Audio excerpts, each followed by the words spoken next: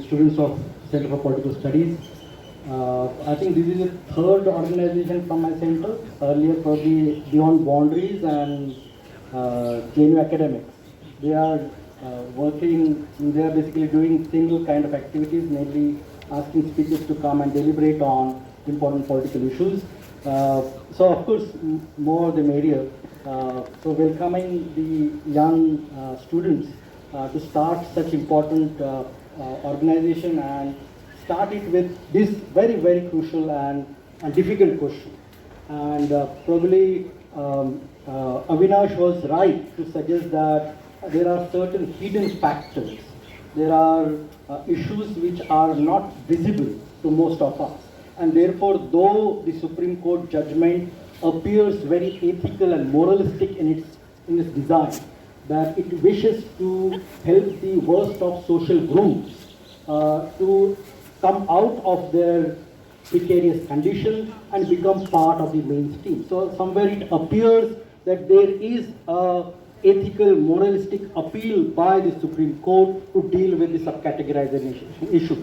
But as we all know, that probably there is much more into this debate. For that matter, I was just joking with some of the other faculty members in my center that if you see the Supreme Court judges or the executives of 500 Fortune companies today, or even the awardees of Bharat Ratna, or even an IPL team, what is the common between all of them? The commonality between all of them are they all belong, majority of them belong to the social elite groups. Okay? And this was the question that has been coming through in a very aggressive manner during the general elections time, when social justice and constitutionalism became a very major issue to mobilize the Dalits. And for the rebirth of the Congress party, it is the Dalit political participation, it is their vote. Of course, Muslims and other marginalized communities were part of that mobilization, but it is the Dalits that sincerely committed themselves to the revival of the Congress party and created a new uproar. And therefore, the idea of social justice and constitutionalism become a core of the current political discussion. Further in that debate, it was also suggested that the horizon of the social justice policies need to be expanded. That it should not be just limited to the state framework, to the public sector, to the government sector. It needs some kind of an extension, some kind of a expansion in the private economy, in the new liberal economy. Why? Because as many of amongst us are writing, that the pie of the cake is shrinking every day. The jobs in the government sector are no more available. And therefore, unless and until we expand that to a bigger forum of liberal economy, market economy, only after that probably there is a possibility of social justice in an economic forum. So that demand was rising in a very, very substantive way in last 10 or 20 years. And between that, you'll find that the core principles of social justice, which are, of course, I'll just come about those principles that I think are crucial. You will find that the judiciary is not taking cognizance of those values and principles that the forefathers of the Indian Constitution imagined at that part of time. For that matter, the idea of social justice is, of course, not about some jobs in the state institutions. It is, of course, the battle was about social dignity, self-respect, and counting individuals as human beings. That was the initial battle, that the caste values. Now the popular dialogue, please maintain the decorum of the house. Keep silent because there will be speakers. Okay. So I was suggesting that the principles of social justice in India. One is, of course, it was started with this very prominent or promising appeal that the social atmosphere, the social order should be egalitarian. There should be a respect of each and every individual. There should be a dignity given to each and every participant of the social order, and somewhere legitimizing that, somewhere substantiating that is the major claim for the social justice policies. It has started with that, and Ambedkar was very keen to examine that how social reform are the crucial aspect for a better modern society. Second, of course, he also understood that though modernity is, of course, providing this kind of a newer apparatuses and accesses for human dignity, the modern institutions are completely hegemonized by the social elites perpetually.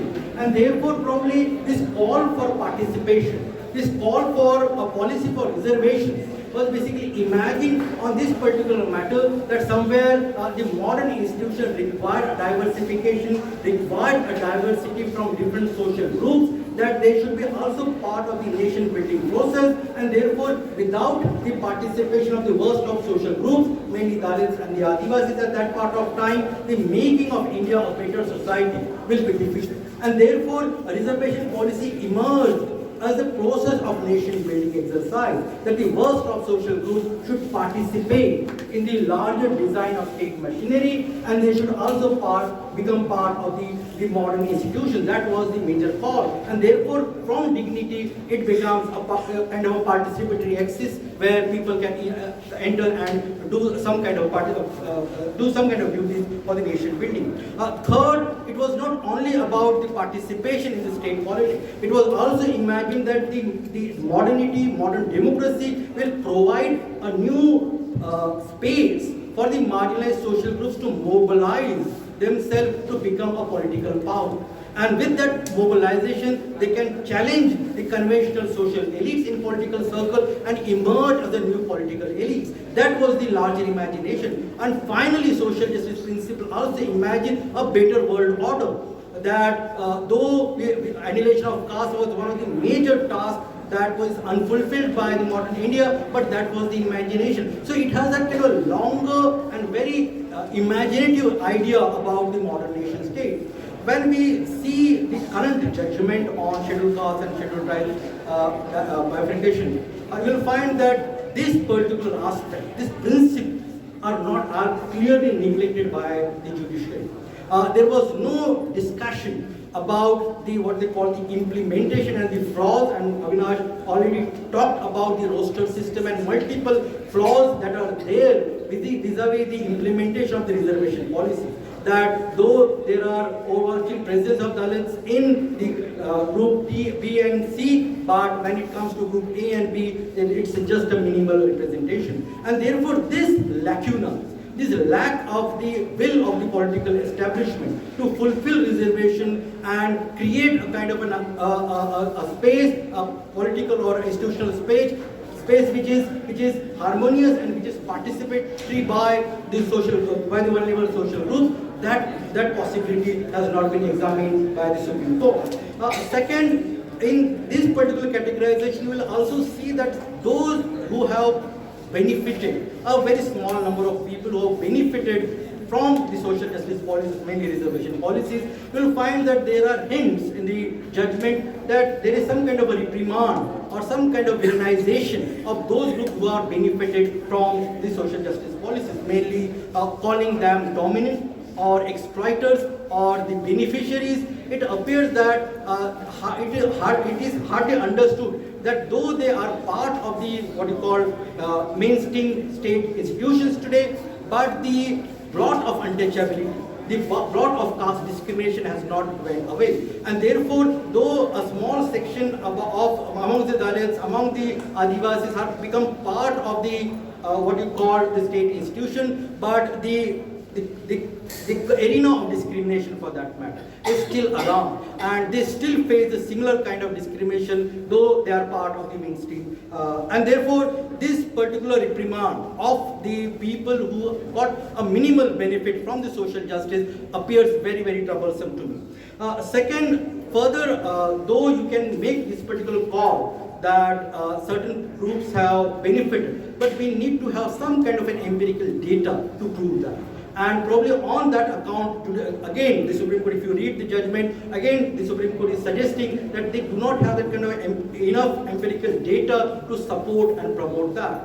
It will of course create multiple political hurdles, institutional hurdles. Avinash spoke about that the implementation, already there are multiple crises and controversies vis-a-vis implementation. If you create another corridor within the corridor, you will find that the implementation on that particular group, that is A, B, C, D, and how to implement that policy again becomes very, very difficult.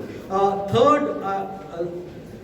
of course, the Supreme Court is not thinking about, as I said, that there are already a shrinkage of jobs in the government sector. And there are already multiple demands by the scheduled caste groups or even the tribals or even for that matter the OBCs to expand the horizon of social justice policies vis-a-vis the liberal economy. The Supreme Court has not even engaged on that particular state and have not suggested that there should be an increase of the state welfare policies, there should be more affirmative action policies for the Dalits and the Adivasis, rather than it suggested that there are certain groups which are benefited out of this particular logic and therefore they should be excluded. And therefore probably there is a kind of hidden agenda, as I said, that in the last 2 decades, the way Dalits and the Adivasi groups, social movements, intellectuals and other influential sections have articulated their position vis-a-vis reservation, suggesting that there should be an expansion. And I think somewhere the judiciary has continuously challenged and targeted that. Initially with the idea of creamy layer amongst the OBCs, later on with the EWS reservation, and now with the claim that the Dalits are heterogeneous group and there are certain what you call lagging behind people, and for their help there is a requirement of a policy reform. These are some of the tactics through which multiple other issues that the Dalits are now claiming to argue, which are they are basically proposing that the social justice is not only about this particular claim of job representation, but there should be a major appeal to change the structure of polity and economy. That claims are avoided by this deliberation and discussion, and therefore it is not a kind of an easy attempt where the Supreme Court appears ethical and moralist, suggesting that it is helping the worst of social groups. I think there is beyond that kind of a facade, there is more to deliberate, and that if we can understand that particular possibility, I think we'll understand the dynamics of this particular policy. Thank you for listening to me today.